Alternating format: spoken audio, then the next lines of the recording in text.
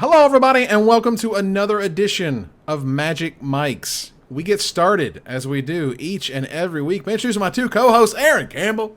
Bienvenidos. Ruben Bressler. Bienvenidos is right, yeah. And why is that, Ruben? That's because I'm in Mexico. Doing what? Well, I've been extradited. No. My family set up this trip to Cancun, and they're asleep now, and I'm on the porch, and it's windy and loud, and you can hear the ocean. But that's the thing. That's our background audio It's for happening. tonight. There you go. That's So you Kind of enjoy- romantic. Yeah, that's right. This is Magic Mike's After Dark. Yes. So just when you thought it couldn't get any crazier, we've had one of the most insane, just couple of days, honestly, but it's been kind of building for a little while. We've had some of the most insane, unreal drama that I have ever seen in Magic history. This is a seminal moment. This will be referenced when they write the story of when they write the story of MTG and what happens and what happened when they released Alpha and what happened when they did Homelands and blah blah blah. And oh yeah, this one time the entire community got shammed and Wizards had to release 2 statements and it just got. All right, so we're gonna rewind it all back, okay? We're gonna take it all the way back to the beginning. So Take it to the top. Aaron, you did some research and you kind of plotted out what happened on a timeline, so the viewers at home, the listeners on the podcast, can hear what we're talking about in terms of what in the world is the Deep Throat thing? What's the VendorLeaks? What happened with Eternal Masters suddenly leaking and being sold for $25,000? It's absolutely amazing. Aaron, go ahead. Or horrifying, but we'll get there. Or completely ridiculously horrifying, yeah. I spent so much time on Reddit today that my soul feels dirty. Like I need to just scrub the certain soul. parts of my soul because it's just bad. But I did it for the show, and I did it for you. Wow. So I came up with a timeline of events as best as I could about how we got here, and it seems like everything starts on January 12th, which was a Tuesday. There was a Reddit user named Temporary Account Leak who posted something on Reddit. Did you laugh at Leak? I heard a laugh. Temporary Account Leak is the username. Yes, I thought I heard a laugh. I thought you were Obviously, laughing. something is going wrong right at the beginning. Tragic That's what I was foreshadowing. laughing at. Okay. It's like, tragic Go on. foreshadowing is the Okay, user. so they make this post and they say that they were at GP Oakland and they overhear 2 people who are not players, emphasis on not players, talking about Eternal cards and prices, and specifically the term Eternal Masters came up. And they go on to say that other cards were mentioned like Show and Tells, Zendikar Fetchlands, Swords to Plowshares, Lotus Petal, and Rishadan Port. People ask this person, how do you know that they weren't players? And that person cryptically implies that they may be either judges, other event staff, or vendors. They then post this information on another post about unsanctioned proxy events that same day. So this is really the person that kind of got in the middle of January. right in the middle of January. This was January 12th, so this was the weekend after GP Oakland, I believe. Yeah. So then on the same day, the same user also speculates that Summer Bloom and Splinter Twin are going to get banned. And that Stoneforge Mystic is going to be reprinted in a fall Eternal Masters set. So this person's speculating on 2 things, that there's going to be an Eternal Masters set and that these 2 decks are going to be banned. And so this is just sort of thrown out there. Cut to January 15th, Friday night. Wizards pushes out the banned and restricted announcement 3 days early due to somebody on the Moto beta noticing that Summer Bloom and Splinter Twin aren't classified as modern legal cards. This same Reddit user then posts on Reddit that they forewarned this, they told us, and nobody believed them. So people on Reddit start taking them a little more seriously now because it's like, holy crap, like they were right. So then, that's kind of going, people are kind of stewing on that. This person's kind of feeding the fire. And then we cut to February 15th, which is Monday. Wizards officially announces the release of Eternal Masters. This user goes back to Reddit and says, I was right about this too. And Reddit's going, oh my God, he was. And so they're just sort of fueling all of this. This person also goes on to imply that Chaz Andres, from Star City Games, that he has insider information because he wrote a post about Eternal Masters that came out the same day. And it's very rare that when you post about something, you had to have written that post in advance. So he kind of subtly implies that Chaz may have had insider information information about this, because some of the cards that he named were mentioned in the original post.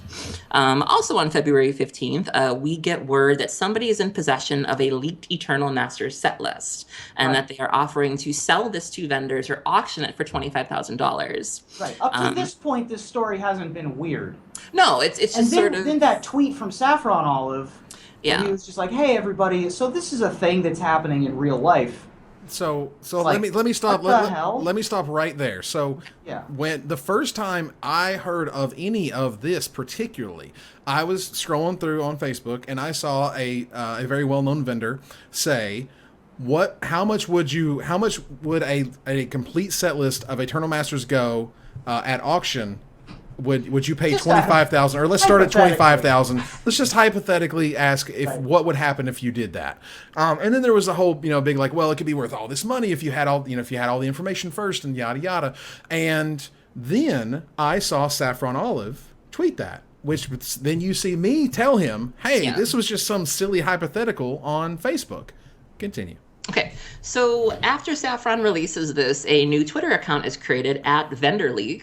And VendorLeak confirms that this leak exists and that WotC has been contacted about the leak and that they're pursuing legal action.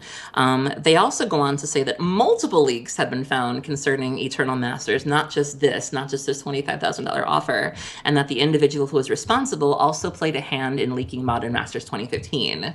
So everybody starts following this account. VendorLeak starts spewing all this cryptic information, and they start implying a lot of things. They say that the leak and the fallout from it is possibly being done out of spite, and they imply that there's some sort of rivalry between vendors. I guess one vendor turned another vendor in for leaks, and now that vendor is getting back at them, which was a clue. It's going to make sense a lot later on in this story. Now we're just sort of like kicking it into some weird gear. Yeah, now it's getting a little... So I was on a plane for a lot of this, right? Like, I was getting on a plane right when they were like, hey, Eternal Masters is happening. I was like, oh, that's neat. I'm sure nothing else interesting will happen in the 4 hours that I'm on the plane.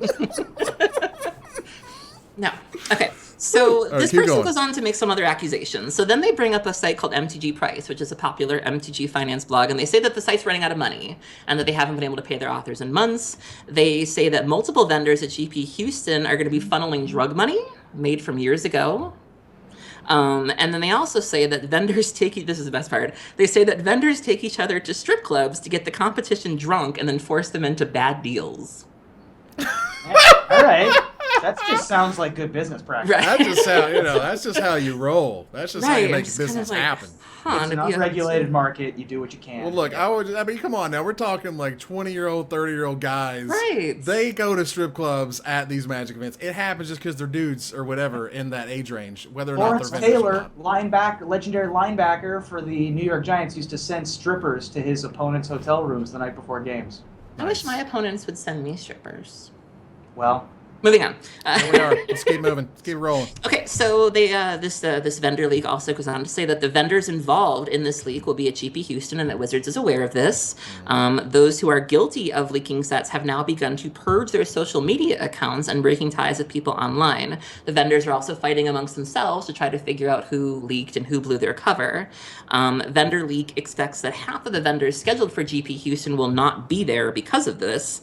And they also stress that they are not temporary account leak, who's the individual from before who predicted Twin and Bloom being banned. I'll tell you, you pay for a GP booth, you're going to show up. I'm just Let me saying. tell you, you're going to be there.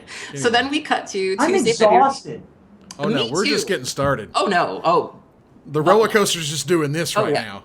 yeah. You haven't quite you still want to be on the ride. You haven't quite reached that point of the roller coaster where you're like, I want to get off now. We haven't even reached that yet. Okay. So Tuesday, February 16th, yesterday, VendorLeak posts that they have sent WotC 30 plus screenshots and that WotC has responded to them. These screenshots involve multiple vendors confirming that they have seen cards in Modern Masters 2015 months before release, as well as cards from Eternal Masters. Wizards then posts their official statement on the mothership indicating that they are aware of rumors that an individual is in possession of a card list for Eternal Masters. They also stress that they do not provide preferential treatment to any card vendor, distributor, or retailer, nor do they disclose detailed card set information prior to preview season. So they're kind of putting the kibosh on this and saying, we don't do this. Like, just so y'all know, this isn't like par for the course. The fact that they have to say that is bizarre. But, well, okay. I mean, obviously people love this, so they obviously had to because there were enough people who believed this. Jeremy Aronson, who's a popular writer for MTG Price, known as Zemet, who, nice guy, love him, he announced that he would be stepping away from his social media accounts while he cooperated with WotC on this matter. So there was some sort of investigation, and he somehow got roped into this. And he pointed out that he's not under investigation, but that he has information that they need. So now we're seeing people who are popular in the finance world sort of laying low at this point and going, someone thinks I have information, I'm getting phone calls, what's going on here? And then we cut to a couple hours ago. Oh my God. So these investigations are pending. VendorLeaks not really saying this much. And then all of a sudden, 2 hours ago, VendorLeaks starts tweeting. And VendorLeaks sends a tweet that says, I owe an apology to many people that were implicated in a WotC investigation the past couple of days. There is no Eternal Masters list R&D test cards out there in the wild. I was lied to by a spiteful vendor about this with fake screenshots. And then they go on to personally name several store owners, Kyle Lopez, Derek Madlam, Justin Zhao. I'm sorry for WotC to have gone through this and get all of legal involved in the past 48 hours. They also post what appear to be, I guess, a Yahoo Messenger chat with the names blocked out. It's all very vague. Like, I don't know how this screenshot would lead you to think that there were spoilers out there. Like, it just seems like a conversation between some buds. Right. I don't know how we got here. Well, but we still never saw the 30 screenshots or whatever BS that right. was So we've never really seen as what we call, like my friends and I will call it the receipts. We never saw the receipts. Yeah, the smoking gun is not correct. Right, and right. so people started. Right, so people started screenshotting VendorLeaks tweets. VendorLeak completely deleted their account at this point.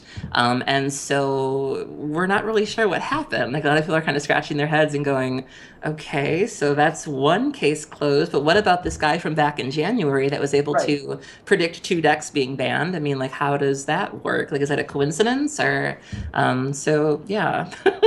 All right, so before we go into a lot of that, I just want to note that, again, some of the most amazing drama, I absolutely loved all of this. I know it's ridiculous. I don't want it to happen again. I'm not saying I do. The accounts I had to unblock to follow this. Like, this is so... You should know how many how many accounts Aaron has blocked. I mean, she blocked the Bob Ross account, so come on.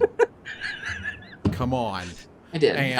I'm just saying, this is how outrageous it was. Where it's like, oh, fine, I'll read about this. It was just ludicrous. It just kept going. It was just, it was all these tweets about it. It was just like leading. It's like, well, they knew. Oh, they always knew. Oh, they've always been acting on it. Well, such and such was selling wastelands for whatever at this event. Yeah. And like, well, that means they must have information from such and such, or they're going to be vending at GP Houston. Like, it just kept going. I mean, we're talking about everybody just lost their minds. There's like a half dozen Reddit threads. Wizards responded twice to what ended up being absolutely zero. Well, to put this in perspective, too, this Twitter account was active for less than 72 hours, and 3,140 people followed them. Sure. Like, what?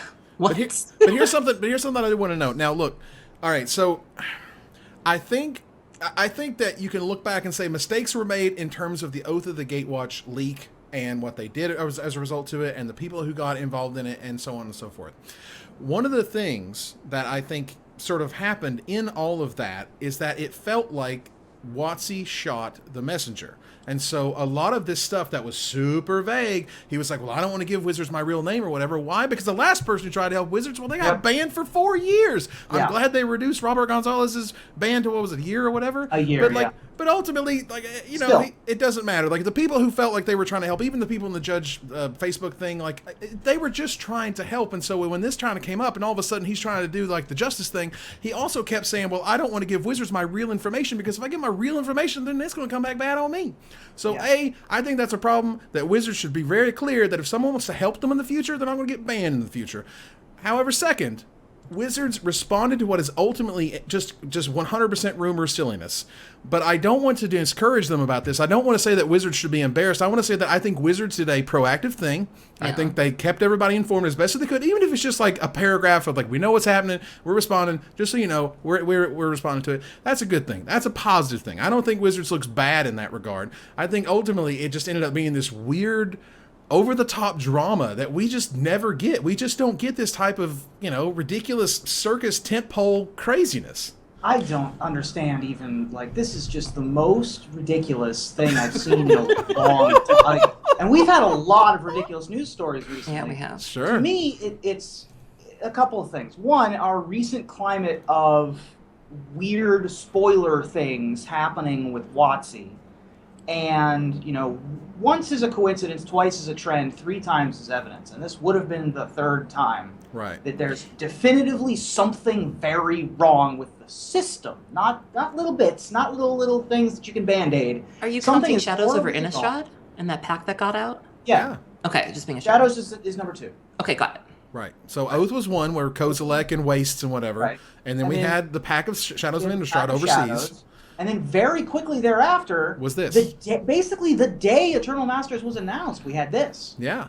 And so that is the environment in which we're living right now. And so it doesn't surprise me so much that now that we are here, now that we've somehow arrived to this point in terms of weird spoilers, that now they're finally coming out and starting to try to quell rumors. Because it was never their thing. They would never come out and comment on rumors in the past. Right. Now they are. Yeah. Which I think is a huge shift in the way that Wizards handles anything.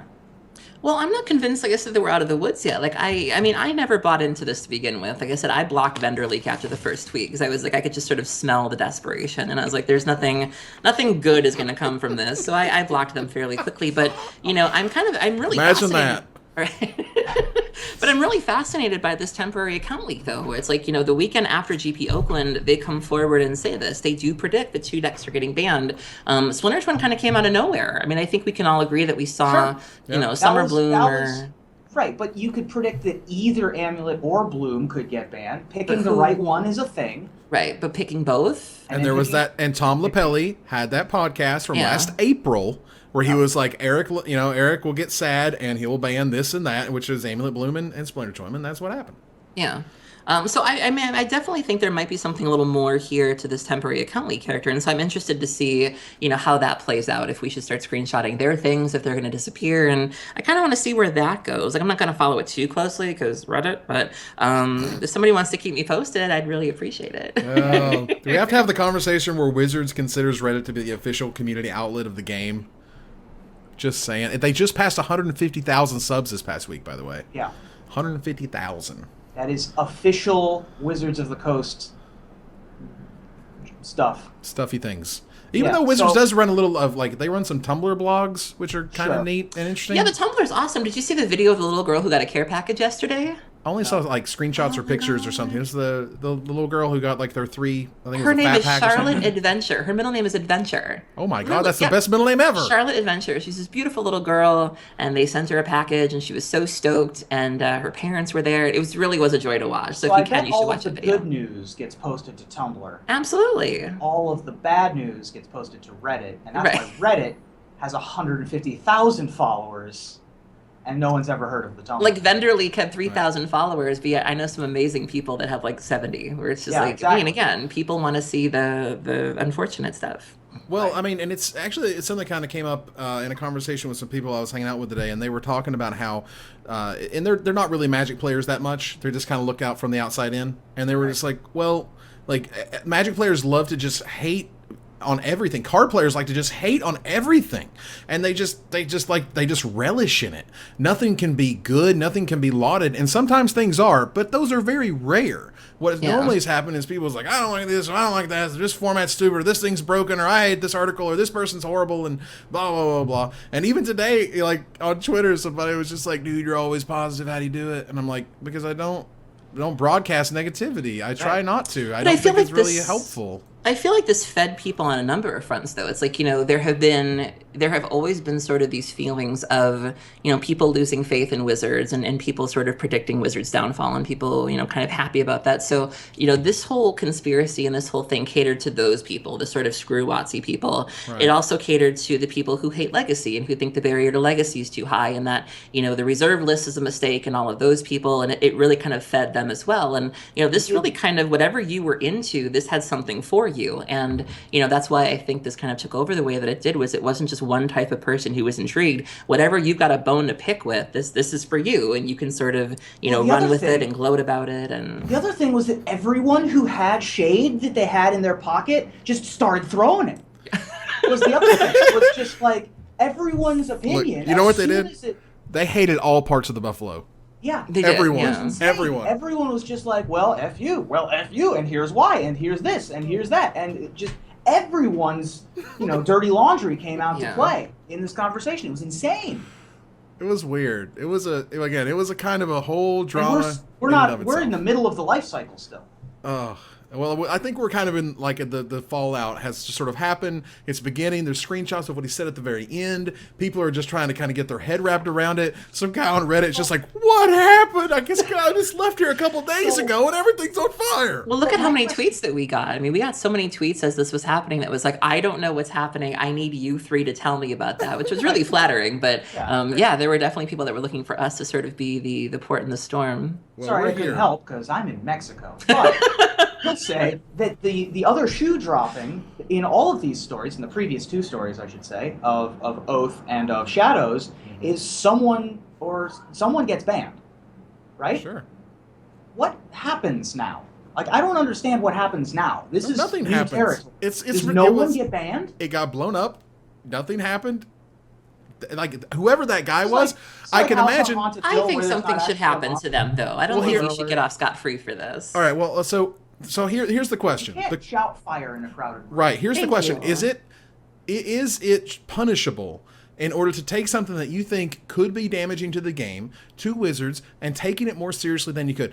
It's a question of intent. Hold on, because if he had just been like, I want to give this to Wizards because I don't want nothing bad to happen. I don't want these bad things to happen or these people to get taken advantage of, or them to take advantage of their customers or whatever. And so I'm letting Wizards know, but I'm very careful to not give Wizards my name, because the last time that you heard about somebody trying to help Wizards, they got burned real bad and they got banned. But there are ways to. The other half is if it's malicious, and then that's totally different. Right.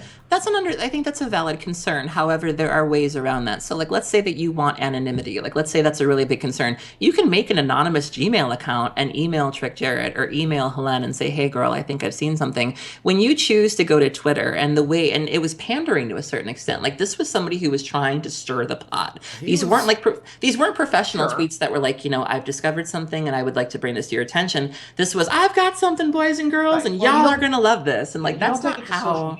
Right. Like, there are ways that you can do that where it's genuine and it doesn't seem like you're in it for shock value or you're in it for yourself. And it really felt like this person was benefiting from this in some way or enjoying it in some way. You didn't have the feeling that this was somebody who was tortured or like, oh God, I don't know what to do. No, they knew what to do, and they wanted all y'all to know it, and they wanted to play it up and throw the book at him. I don't feel bad. There were times when he said things like, "They know who you are."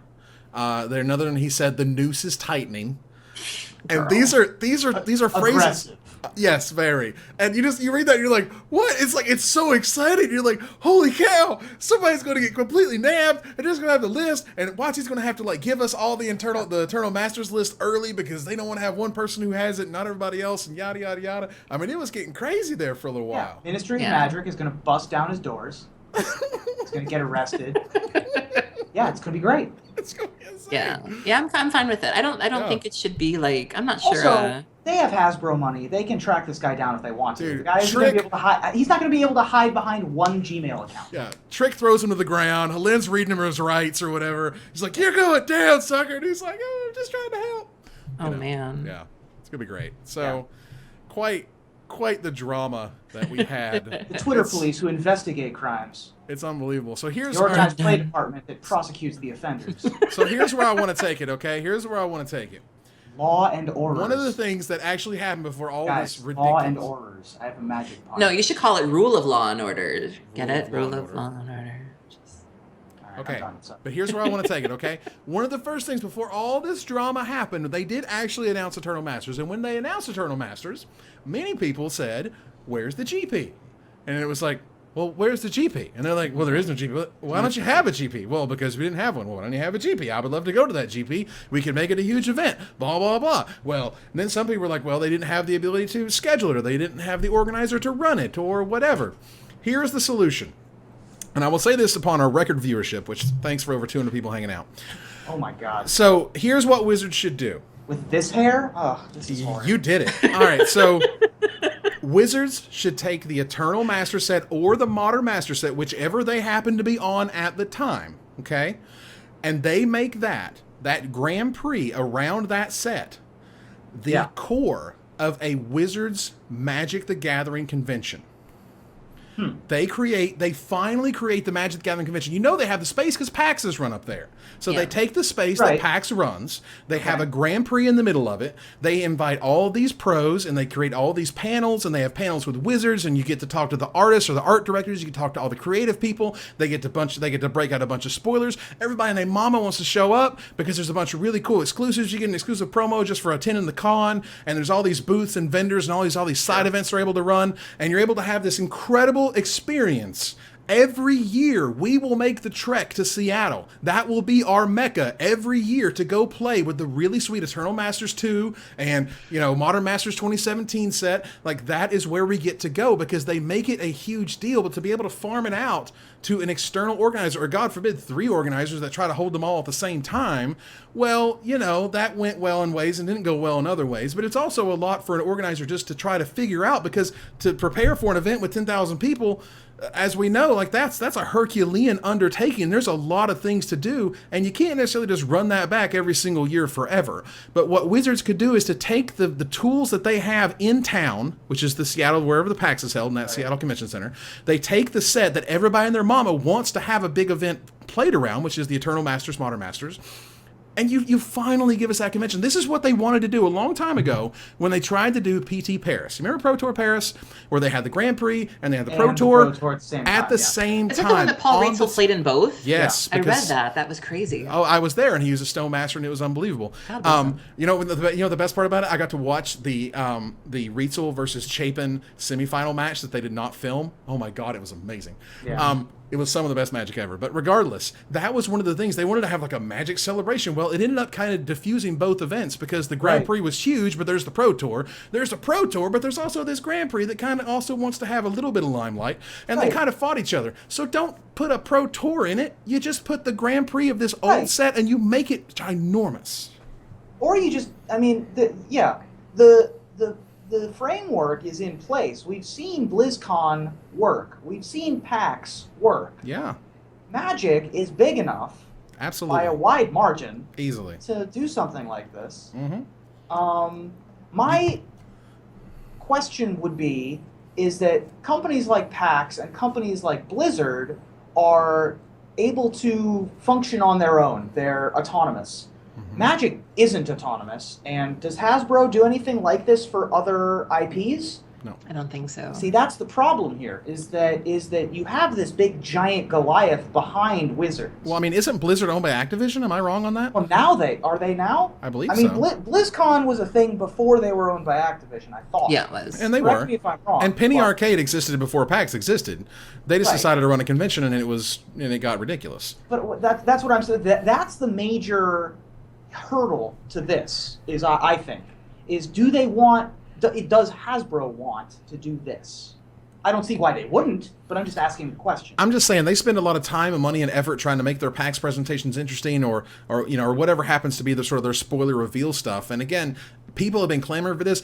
Now, the issue, the other side of the coin, is that conventions are very risky. They're very expensive. They're difficult to pull off. They're hard to pull off well, let alone excellently. And so there is some risk, and there's not a lot of, there's not to say that there's a lot of expertise, because they've been farming out their Grand Prix to all these outside organizers versus doing things themselves internally.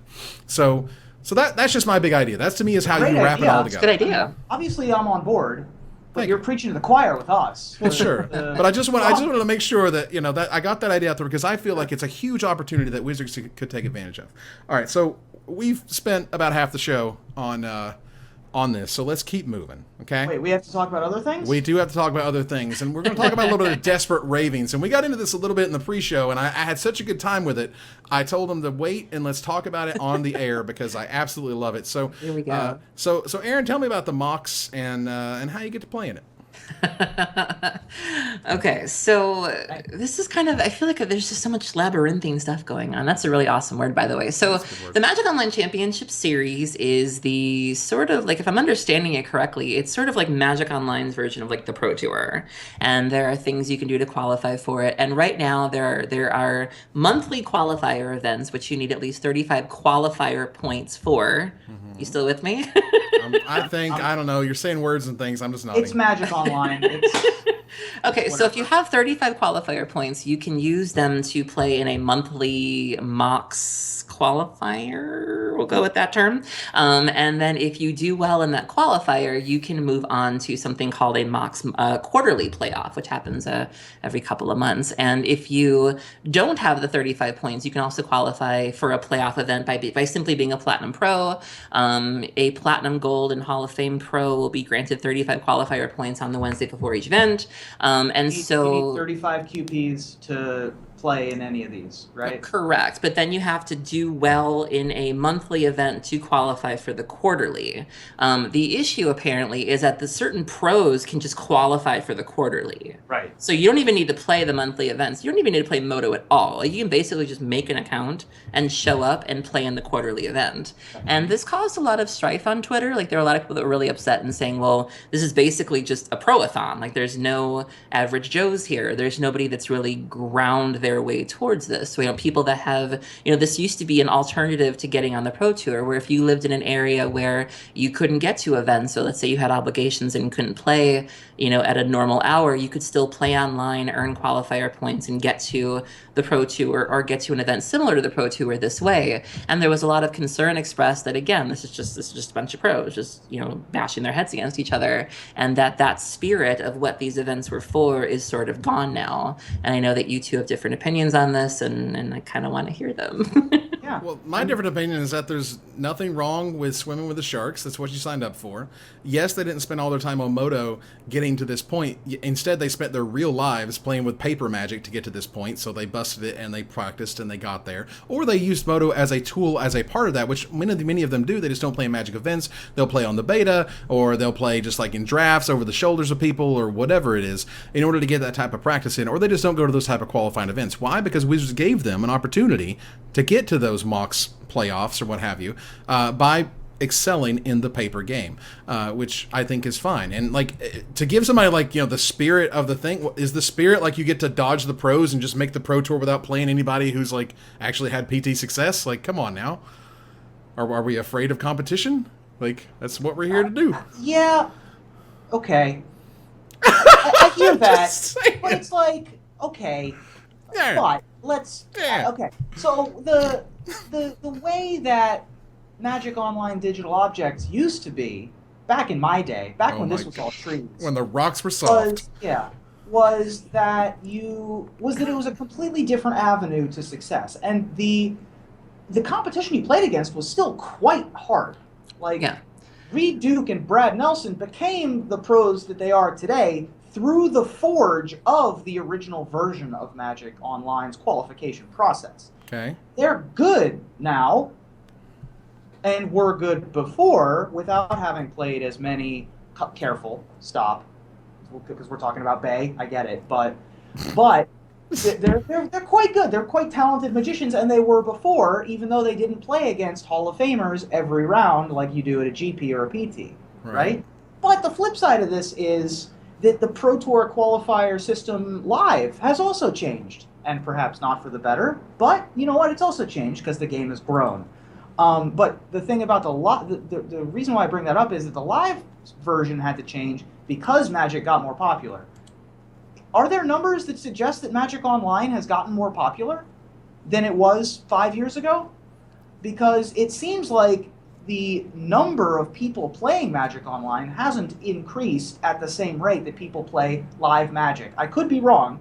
I don't have the numbers. I'd agree with that. I think in terms of just like the same growth rate. That's what we're talking about. Right. Something grows like 100% and something grows 30%. We're talking 30% is Magic Online and 100% is the paper. Right. And I know that a lot of people that I've talked to, at least, look at winning a MOX, winning a quarterly, or winning a yearly, as a major accomplishment. More like winning a Moto PTQ is on par in some people's minds with winning a Grand Prix. That is not a joke.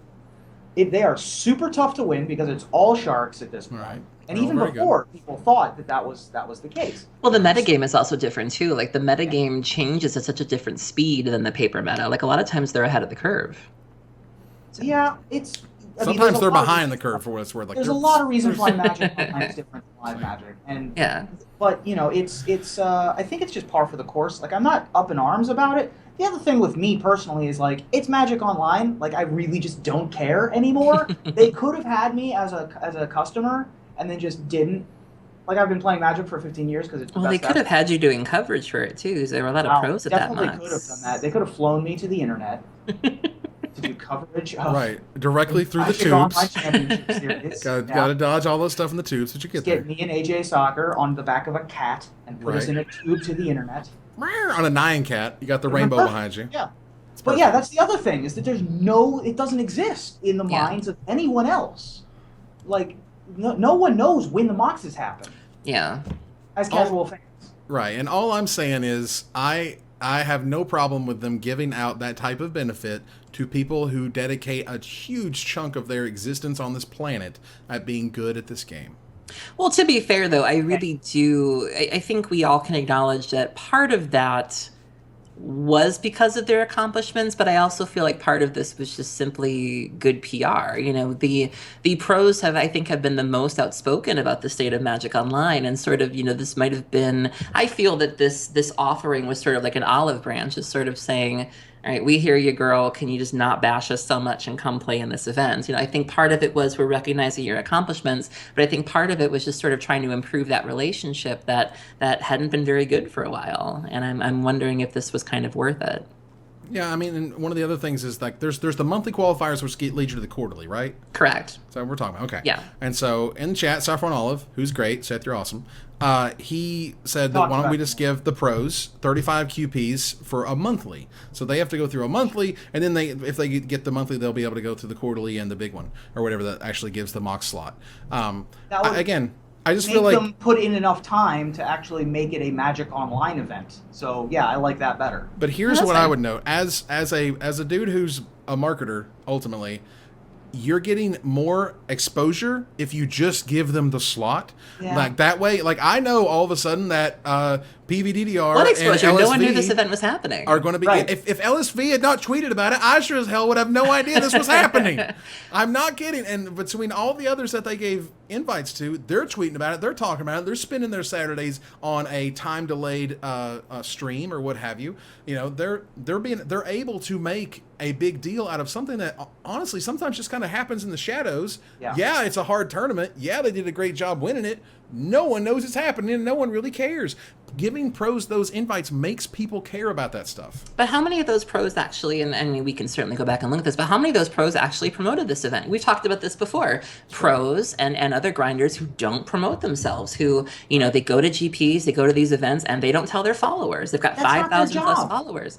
It's Magic's job. Why would you not want to build your own brand, though? Like you, Ruben Bressler, when you worked for Star City, Star City promoted you, but you also promoted yourself, and you do that to this day with the show. Evan promotes us, but you also do your part, and that's something that's always been really frustrating to me. Is why would you not promote yourself? Like Magic doesn't promote the Magic Online Championship Series. Oh, I agree. The exact same question. I agree, but I think some of that responsibility falls on you to promote your own damn self. Like, why would you not want your followers to know what you're doing and get interested? Once upon a time, I went to a Nationals, okay? when there was still nationals. And I spoke to a wonderful dude who I hope to still call him a friend to this day. He's a wonderful human being. I won't name him, but he's awesome. Because one of the things I pointed out was I was like, hey, you're amazing. Would you please get on Twitter? Would you please talk about yourself and your work? People want to connect to you. They want to talk to you. They want to interact with you. You could do all of this stuff. And then he just looked at me and he was like, Evan, I don't want your life. I'm not kidding. That's what he said. And he just, when it hit right here, and I was just like, I get it. I understand what you're saying. I feel like it's a lost opportunity, but not all people like to promote themselves. They don't want to promote themselves. They feel it's a chore. They feel it's being egotistical. Like there's if you're getting an invite for free to show up to a tournament. And I understand, but what I'm saying is that even if there's no coverage of the mocks, which there isn't, I understand that. At least the pros can tell you that it's happening. It's going to be a big deal. If they do well in it or whatever they play in it, they're going to make a big deal about that. They're going to write articles about it, and they're going to make awareness because there is no awareness right now. That's part of, I think, why they're doing this to start with. Because people need to be aware. And I'd be happy with it if they were, We, the three of us, consume more Magic content, we'll call it. Consume more Magic than probably everybody else. I mean, we're at least in the top 15, the three of us. Trips out of the continent notwithstanding. Trips to Mexico while things are going crazy. Right, yeah. That's my fault. Obviously. But, it's like we didn't know that it was really happening until it started happening. And we're just like, oh, Craig Wesco is playing against Michael Sigrist in round 1 of an event. I don't know what event it is, and there's no coverage of it. All right, close book. We're done. Yeah. Right. I mean, I would be happy with it if all of those things were being met. Like you said, if they were talking about it, if they were, and I have seen several of them write articles. Like Mike Sigrist wrote an article, and I think Sam Black wrote a great article. And so, that's part of the territory that comes with the territory. But there are some people out there that don't do that, where they are being, they are getting this sweet opportunity to play in something, and they're not tweeting about it. They won't write about it. And at that point, I feel like, what are you doing? Why are you here? Like what? Like that's part of that's the catch, if you will. What would you say you do here? I'm playing these events and stuff. And it's great. You are. You could be. All right, so we're gonna skip over because we're starting to run out of time a little bit. We're gonna skip over our Going Infinite, which is talk about making your own Magic format. If you want to go back and look at 2007. When I was in the Magic Invitational, they did the build your own standard. This is talking about things like that. Making your own format can make things really interesting. I didn't build in the right block because I should have chosen a broken combo deck, and I didn't. Instead, I chose a blue-white counterbalance top deck. It was really fun. I really loved the hell out of it. It didn't work at all. I did poorly. Regardless, we're going to move on to Gather the Townsfolk, where we're going to talk this week about Blessed versus Cursed, which officially got a little bit overwhelmed in terms of attention, but it still happened, and they spoiled the deck list for them. Here's Captain of the Mist coming back, and there's a human tokens and stuff. Here's Mind Rack Demon officially spoiled with its Delirium text, confirming that Delirium is a thing. This card is very, very good. I expect it to be very much like the Pelucranos, where Pelucranos first came out, everyone was like, and it ended up being one of the best creatures in the standard for some amount of time. And I think Mind Rack Demon is going to be right up there.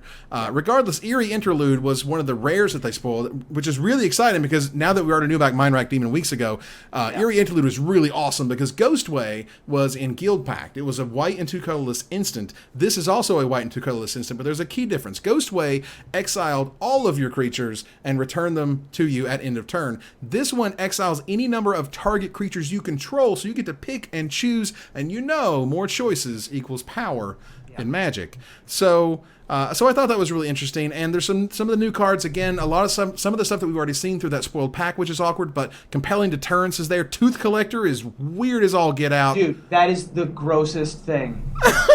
It's so good, though. That's card good. Is my nightmare. It's also, so this good. art looks like it's from Fallen Empires. It's a little Fallen Empire-y. Yeah, it's a little gritty in that way. There's Toppelgeist, which is really interesting. That card is totally sweet. And they have the deck list here and whatnot. And they don't even show Geist of St. Traft anywhere, even though we already know it's going to be the because rare. It's not that great. But they are doing an alternate art version of Dread Return. Oh, God, a Dread Return! Geist of St. Traft. Geist of St. Traft Geist of St. Traft loses to a zombie token. But it's Angel, though. If they fight each other. Get your teeth in there. Oh man, that tooth puller guy. Teeth in there. That's fantastic. Taste it. Wow. There you go. Yeah, this is cool. I mean, Yes, you do. it's a dual deck, so I don't know if it has any real bearing on my life, because I am neither a casual player that plays with dual decks, nor am I a finance guy. Well, I mean, it's a new product that's kind of previews the new set, which is Oh, nice. it's cool. A little bit of something coming down the line. And also Tooth Collector is insane, and also Toppelgeist is the real deal. I think that card's absolutely bonkers. I Let's saw go some take a cute look at people it. that were excited about that card. So Toppelgeist is a 1 white mana uncommon spirit. It's a 1/1 flyer. When it enters the battlefield, you tap target creature an opponent controls. Its delirium effect says delirium dash. At the beginning of each opponent's upkeep, if there are 4 or more card types among cards in your graveyard, tap target creature that player controls. So every turn you get to tap down something as long as you have delirium turned on, while this is also a 1/1 flyer for 1. So this card is incredibly good and limited. But look at the art, though. It's literally a ghost that's just like pushing over the candles or putting the candles out. Like, you didn't need this light. It's also That's just so a cool. 1/1 flying cathedral siege or Yeah. whatever Citadel that card Siege. is called. Citadel siege. Right. Yeah, card's ridiculous. Sentinel the Watch on a 1/1. Did you just say Sentinel the Watch was ridic? insane. Yeah, it's ridiculous. It's ridic. It's the Cards Stone of Cold Nutter Ridic. Butters. Okay. That's right. Natch. Okay. Okay. Natch. I don't listen to hip I hop. don't know. I think it's cool. I think dual decks are neat and fun, and sometimes they can start to be worth a lot of money. Some of the really old Yeah. dual deck stuff is worth cash dollars. Right. Well, new Geist of St. Traft is the big deal, right? Like It's pretty putting good one of hotness. those into the bloodstream. Although I guess that card's not even good in modern Well, anymore. I think Mind Rack Demon is one of the other Yeah. big pushes for Yeah. this as well. Yes. But when you had Zendikar versus Eldrazi come out, everyone was like, whatever. And then Oblivion Sower is insane, and there's an Eldrazi temple in it. So like, wait a minute, this could act like if you just bought it for those 2 cards, it actually just paid for itself because you can get it Right. for $17. Yeah, So you a pay lot of the dual decks end up being that way. Absolutely. So there are cards in there that will surprise you, or need to be reprinted, or you're going to need to get a copy of it, and it's going to be right in there, just ready to go. So that's sweet. So we're going to talk a little bit next about a blast from the past. There was a point in time, a long time ago, in a galaxy far, far, in 2007. Man, 2007, it's been 9 years. Well, more like 8.5 or whatever, but still, it's been a long time since Sam Stoddard wrote an incredible article called Creating a Fearless Magic Inventory, where he talks about the issues that he has, and he does not playtest enough or at all with sideboard, and generally does not know how to sideboard correctly in specific matches. Like this, I overvalue rares and limited. These things that you don't really want to say or even list because there's such flaws, and it's just like, thing I could do better, this is what is really going on with me. I tap my mana wrong and tell myself it's no big deal. It is a big deal if you want to be better at Magic. It is a big deal if you want to do all these things correctly. So Ruben, tell me a little bit, because you were good buddies with Sam, and sort of what happened when this article was released and his feelings about it and things like that. Yeah, so Sam and I were co-podcasters on a previous podcast that we used to do called In Contention, created by Matt Kranstuber, and then later we did with Joey Pasco. And this article in particular became very quickly hit like legendary status within the Magic community, especially among writers like myself, as I was trying to come up, because it was just a completely unique way to sort of turn the mirror and look at yourself, rather than trying to break down a metagame or trying to break down a specific deck. You were trying to break yourself down. And it was very cathartic to write. I wrote a Fearless Magic Inventory when I first started writing for Star City, before I was a full-time employee of Star City, back when I was doing things like the main phase and things like that. They're tough to write, and I highly suggest everybody should write one, even if it doesn't get published, or even if people don't look at your stuff. You should at least put together a list of, here are the 5 to 10 to... Sam has like 30 things that he can improve about himself. But yeah, I would say of the last 10 years, if this isn't the most seminal piece of Magic literature, it is darn close. And so I highly suggest everybody check it out. People have been writing Fearless Magic inventories ever since, and a new one recently got published that Aaron was brought to my attention, at least. Yeah, Aaron, tell us about the latest Fearless Magic inventory. Oh man. So my friend Emma Handy, she writes for a site called Card Confidants. I've recently got to know her a little bit, and she's really lovely. She's also a really good writer. I don't know if a lot of people realize this, but if you're not reading her work, you need to. And so she had tweeted that she wrote her own Fearless inventory, and I really felt like hers really encompassed the word fearless. You know, a lot of times when I've seen this, people have not necessarily been really honest with themselves, or they try to gloss over their shortcomings. You know, instead of saying that I tilt, they're like, well, I just don't lose gracefully. And it's like, no, girl, you lost your damn mind. Like, you know, and so they find, you know, and I'm one of them. I totally get it. But, you know, you just don't really see anybody who goes for it and lets all of that hang out. And so Emma did a really good job of highlighting her strengths. You know, she mentioned that she had a great mental game. She's great at sequencing. She's good at solving linear puzzles. But I really related to her when it came to the bad, because I really felt like she just let it hang out, and very unapologetic about it too. It wasn't like she was saying these things and was proud of it. You know, she was like, yeah, these are my flaws and I'm going to work on these, and they're not pretty. And I really appreciated that. Two of the things in particular that she mentioned, she said, I could be miserable to play test with. Yeah. And then let's be real. And then the other thing she brought up, which really hit close to home to me, was one of her flaws was I worry too much about my appearance at magic events. And, you know, we both happen to be trans women, and just the worry that we have of not only do we need to do well at the tournaments, but do we look okay at the tournaments? And I don't mean in a vanity sense, like, you know, is my eyeliner running or anything, but we do have those issues of presenting, where am I presenting very well? If I get on camera, is the camera angle going to make me look not how I'd like to present, the dysphoria that we have to deal with, and the depression that comes along with it. And I'd never had anybody communicate that before. And I really, really related to that. And I'm really glad she talked about it. And that just really kind of pulled me in to have somebody say that, to say, I worry about, you know, is my voice right? Do I sound right? Is the angle good? Is this person judging me? That was really real. And I really liked that. Yeah, there's a lot of kind of, you know, I think Sam kind of just sort of, like, he was the first one. He was the pioneer who was like, it's okay to talk about the things that you're not good at, because particularly up to that point, everything was like, I see my world through this perfect prism of understanding the metagame and playing perfectly, and I just got mana screwed, and this is ridiculous, and I never do anything else wrong, and whatever. And this was sort of the first real sort of clear. Now, there's people who's been, you know, self-deprecating or what have you, but this was like, I'm being honest for real. This is some issues I have, just real basic core stuff that you're trying to get better at over time. It was just really powerful, and it's really awesome to see that even, you know, almost 9 years, 8.5 years later, you're still able to see people making a Fearless Magic inventory as a result. Yeah. I went back to try to find my old Magic inventory, but it was video related. And so it's very difficult, and I don't know where it is. But I was trying to find it. I want to see it if we're done. If after the show, if you find it, send it to me. I want to see that. I'll try to find it. Okay. I'm sure I just needed to look up Fearless Magical Inventory instead of what I actually did. But, right. But anyway, everyone should do that, because it's really helpful. Even, and you can do it more than once. I should probably do it again, because I haven't done it in 8 years. Right. It's really helpful to be able to just take a look at yourself. So Ruben, I wouldn't even know where to begin with one. Like it's daunting to me. I'm serious. I wouldn't like. Yeah.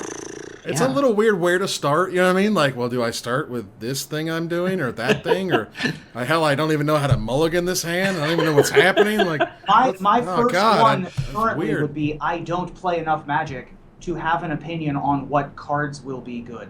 That was one of Emma's too, sort of like don't play enough Magic. Don't play enough. You actually have to put your nose to the grindstone and test them out. Except for Eldrazi Mimic. I hit that one. But usually, you have to usually. You know, yeah. And so, Ruben, does this mean you're going to bring back the main phase? Probably not. Would you I'm please? Really busy. It was really good. It was so much fun.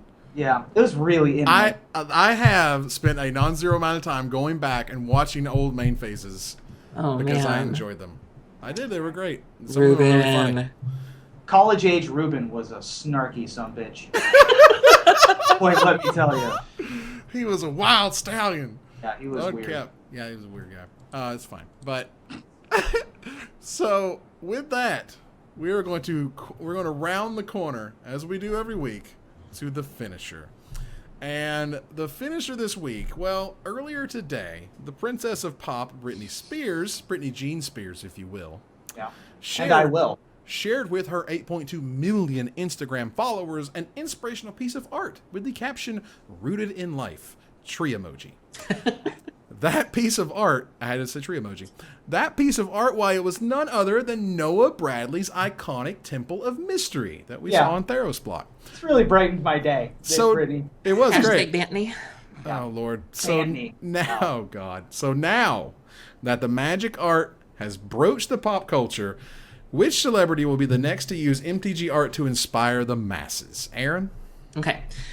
So one of my personal heroes, Miss Laverne Cox, can show a lot of range and expand her current fan base if she were to share art from the upcoming season 4 of Orange is the New Black Lotus. Nice. I like it. Ruben?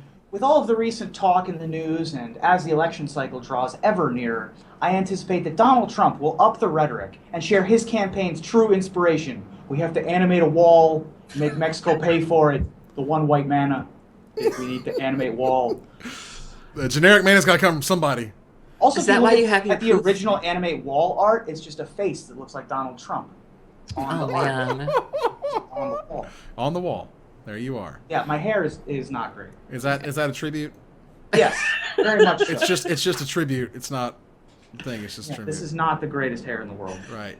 Just a tribute. All right. So for me, I fully expect with his upcoming release, Kanye West will draw inspiration from collectible card game creation in his new album, The Life of Morrow. Oh, man. That's right. The Life of Morrow, Life of Morrow, Life of Morrow, Life of Morrow. That's right. The Life of Morrow. So with that, we end another episode of Magic Mike's. Ruben, thank you very much for joining us. Adios. Aaron, thank you very much for joining us. De nada. Absolutely. You guys are terrific, and we're going to run out to our outro slide. So with that, we end another episode of Magic Mikes. We thank you guys for watching and hope you support us at patreon.com/magicmikes. Visit our website at magicmikespodcast.com. And that exists thanks to our Patreon supporters, or follow, like, tweet, favorite, share, do everything social and on the interwebs that tell people that we exist. Catch us online at twitch.tv/magicmikes, on Twitter at magicmikescast, on Reddit at reddit.com/r/magicmikes, on Facebook at facebook.com/magicmikes. Talk to us privately at magicmikespodcast@gmail.com. Follow the audio-only podcast at magicmikespodcast.libsyn.com, or find us on iTunes, or join us here next week, same time, same place, for another episode of Magic Mikes. Good night, Tomorrow's everybody. our Google Hangout. Tomorrow's our Google Hangout. And tomorrow's our Google Hangout for tomorrow night at 10 o'clock. If you're a $20 or plus Patreon supporter and you're still listening, we will see you tomorrow at 10. Come hang out with us. Yes, Come hang. please. You guys are great. Good night, everybody.